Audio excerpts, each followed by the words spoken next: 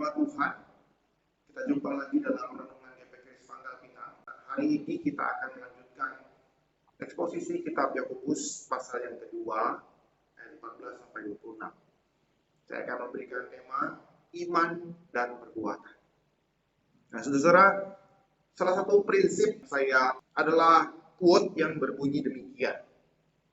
Bagaimana orang bisa percaya apa yang kita sampaikan kalau dia tidak percaya dengan diri kita, sang penyampai pesan itu. Nah, saudara, oleh karena itu kita perlu sekali membangun kepercayaan kepada sesama kita. Dan membangun kepercayaan itu tidak bisa dengan kata-kata saja, tapi dengan tindakan yang nyata. Itulah bukti dari apa yang kita ucapkan dengan apa yang kita lakukan itu seiring. Nah, berbicara tentang kata-kata dan tindakan yang nyata ini, Yakobus telah mengingatkan kita dan jemaatnya untuk melakukan apa yang ia katakan, mengerjakan apa yang mereka imani, iman dan perbuatan. Mari kita baca Yakobus pasal yang kedua, ayat 14 sampai 26. Apakah gunanya, saudara-saudaraku, jika seorang mengatakan bahwa ia mempunyai iman, padahal ia tidak mempunyai perbuatan? Dapatkah iman seperti itu menyelamatkan dia? Jika seorang saudara atau saudari tidak mempunyai pakaian dan kekurangan makanan sehari-hari, dan seorang dari antara kamu berkata, "Selamat jalan, kenakanlah kain panas dan makanlah sampai kenyang," tetapi ia tidak memberikan kepadanya apa yang perlu bagi tubuhnya, apakah gunanya itu? Demikian juga halnya dengan iman. Jika iman itu tidak disertai perbuatan, maka iman itu pada hakikatnya adalah mati. Tetapi mungkin ada orang berkata, "Padamu ada iman dan padaku ada perbuatan."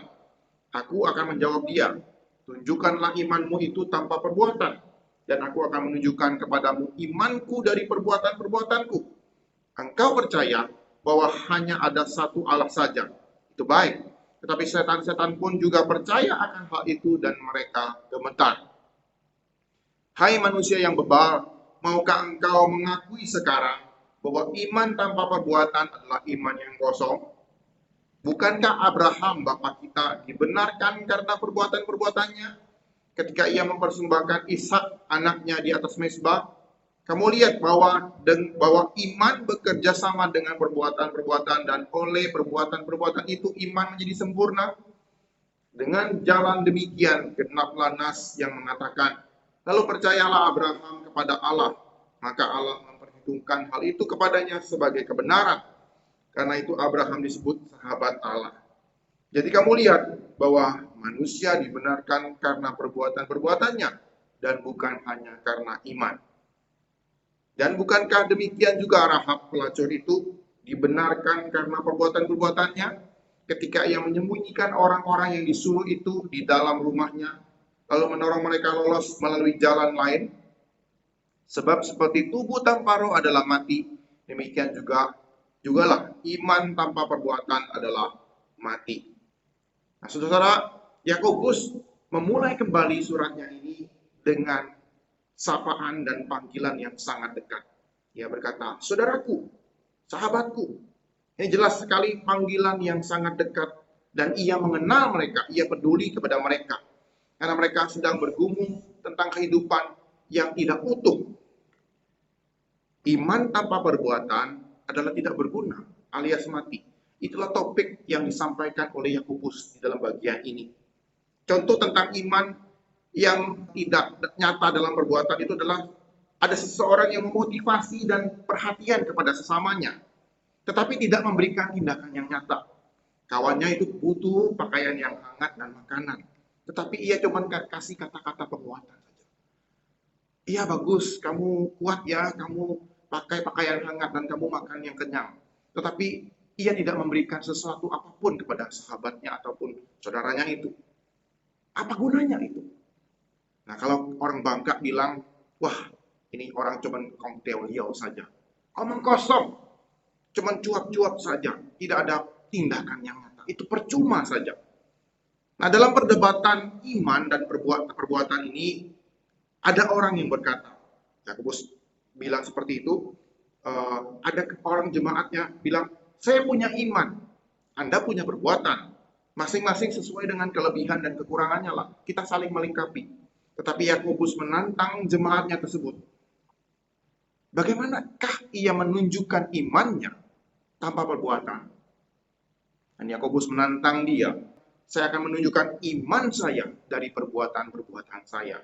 Sebuah solusi yang konkret, iman yang nampak dalam perbuatan-perbuatan. Saudara, iman tanpa perbuatan itu adalah tidak berguna.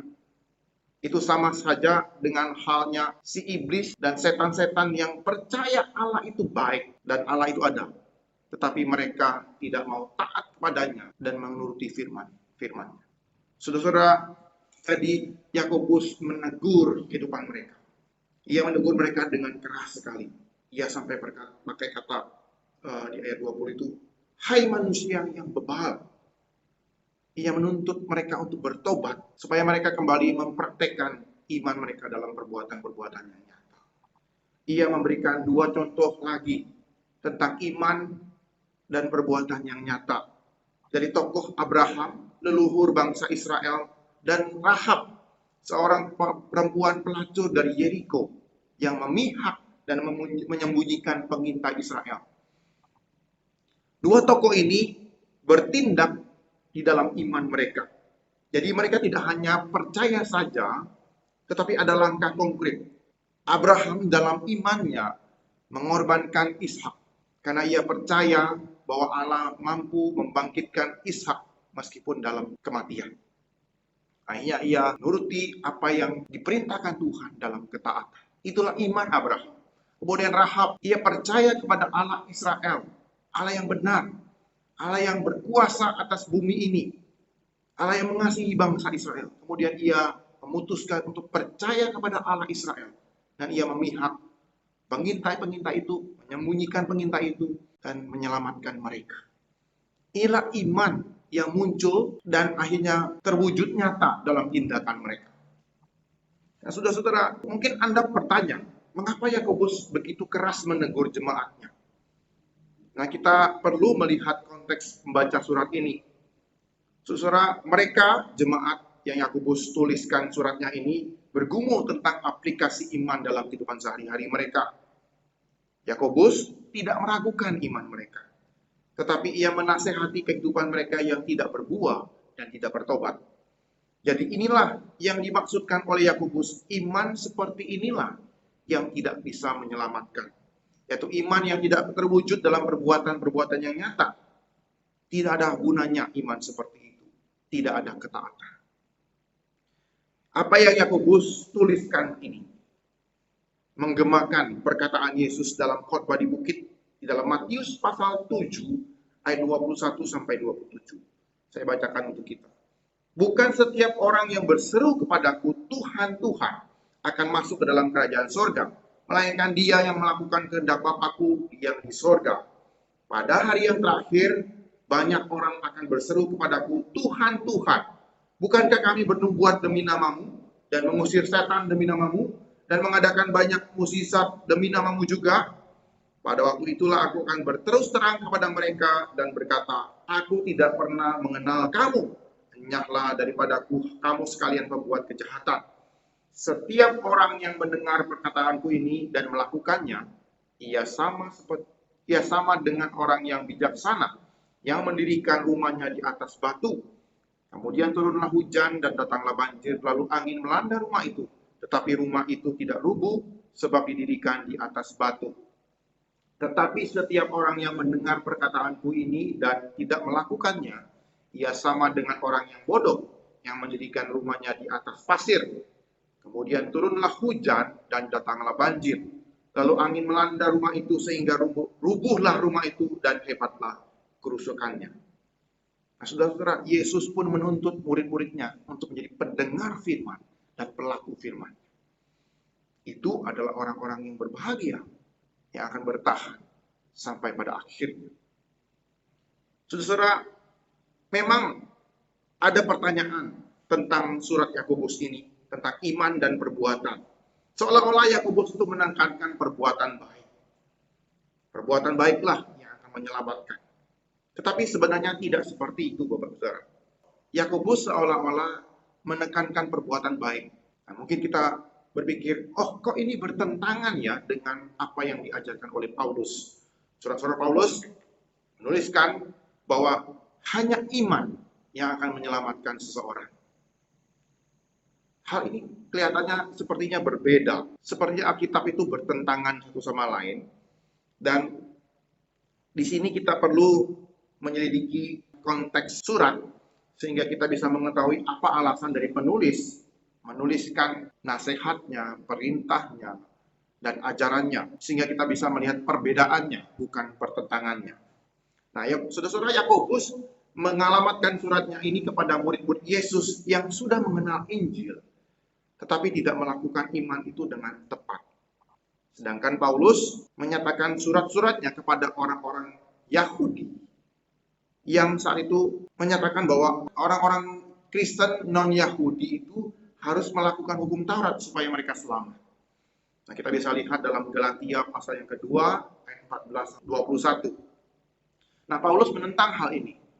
Ia berkata, kita diselamatkan hanya karena iman kepada Tuhan Yesus. Perdebatan ini bermula di gereja Antioquia.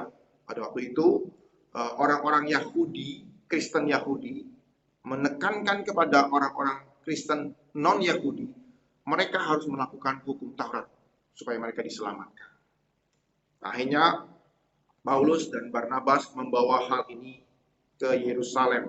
Dan di situ para rasul dan pemimpin gereja mula-mula waktu itu harus bersidang pertama kalinya untuk membahas hal-hal ini. Akhirnya mereka semua sepakat bahwa memang keselamatan itu hanya melalui iman kepada Yesus Kristus. Hanya murid-murid non-Yahudi tidak diwajibkan untuk disunat dan melakukan kewajiban Taurat. Nah, saat itu pun Yakobus hadir dalam sidang itu dan menyetujui hal ini.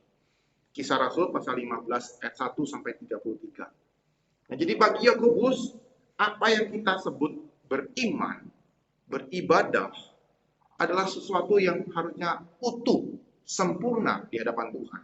Tidak terpisah-pisah. Jadi iman dan perbuatan itu adalah satu yang utuh, hidup dalam integritas.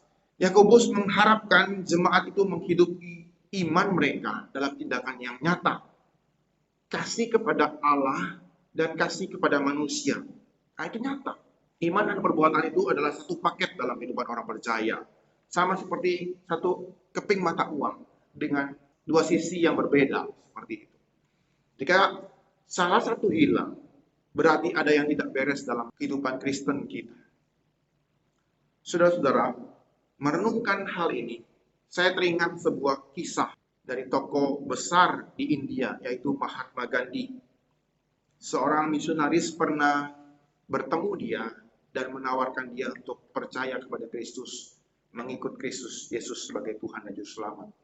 Tapi Mahatma Gandhi membalas dia dan berkata, saya suka Kristus Anda, tetapi saya tidak suka dengan orang Kristen Anda. Kalian orang Kristen sungguh sangat tidak mirip dengan Kristus. Saudara, mengapa ia berkata demikian? Beberapa waktu lalu ketika Gandhi sedang menjadi seorang pengacara di Afrika Selatan, saat itu Afrika Selatan sedang menganut politik apartheid. Di kala itu ia tertarik dengan pengajaran Tuhan Yesus dan ia menyelidiki Alkitab, membaca Alkitab, dan ia hanya mau ibadah di gereja.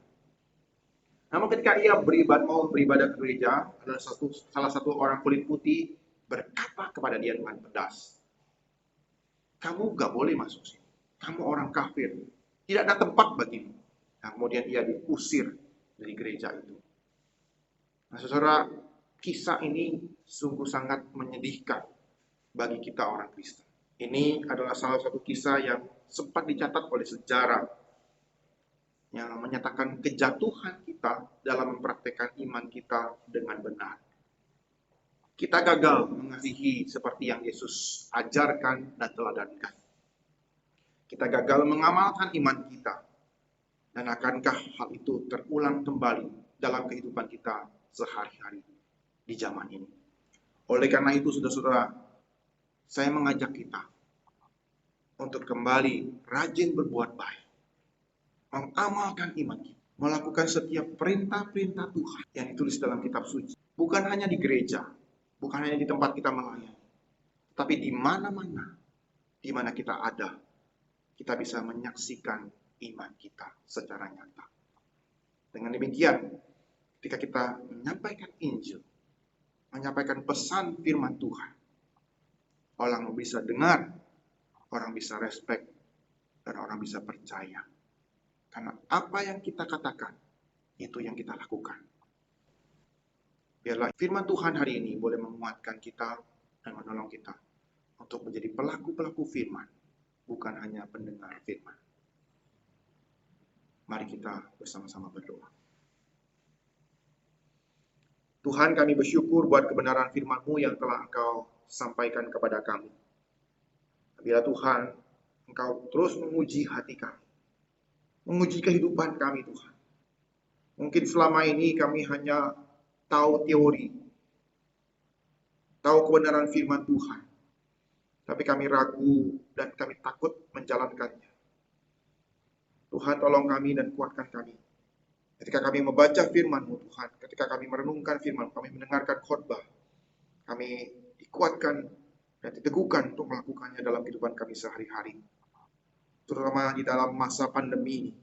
Tolong kami terus setia dan rajin untuk berbuat baik, menyatakan kasih kami kepada sesama kami, dan memuliakan nama Tuhan di surga. Terima kasih Tuhan Yesus. Inilah doa kami dan permohonan kami. Demi nama-Mu, Tuhan kami Yesus Kristus kami berdoa. Amin.